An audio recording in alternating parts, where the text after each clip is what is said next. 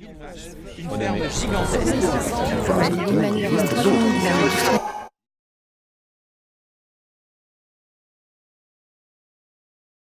Le bras de fer entre l'Ukraine et la Russie s'est cristallisé sur un territoire géographiquement et historiquement un peu à part en Ukraine, la Crimée.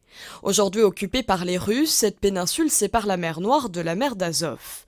Elle était jusqu'ici surtout connue pour son port, Sébastopol, ou pour la station balnéaire de Yalta, où ont été signés les accords de 1945 entre Churchill, Roosevelt et Staline.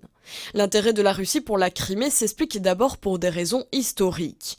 La Crimée a été conquise par les Russes sur l'Empire ottoman en 1783, sous le règne de Catherine II. Tout au long du XIXe siècle, Moscou mène une politique de peuplement russe en Crimée.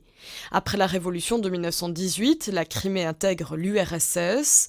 En 1954, Nikita Khrouchtchev offre la péninsule à la République d'Ukraine, elle aussi soviétique.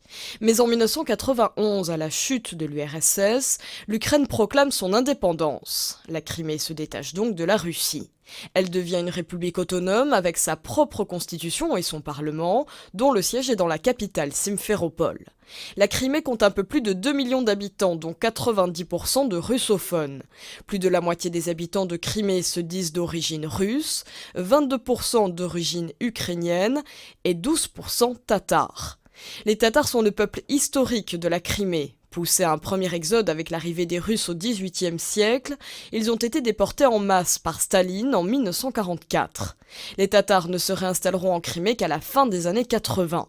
En majorité favorable au nouveau gouvernement de Kiev, ils craignent d'être rattachés à la Russie, tout comme certains Russes de Crimée. La Crimée, enfin, représente un fort intérêt stratégique pour Moscou, très intéressé par Sébastopol, le port qui abrite depuis l'époque des Tsars la flotte russe de la mer Noire.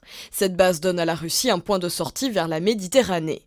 Signe symbolique de l'attachement russe à la Crimée, Moscou a récemment annoncé la reprise du vieux projet de construction d'un pont pour relier la côte russe à celle de Crimée, accessible jusqu'alors seulement en ferry.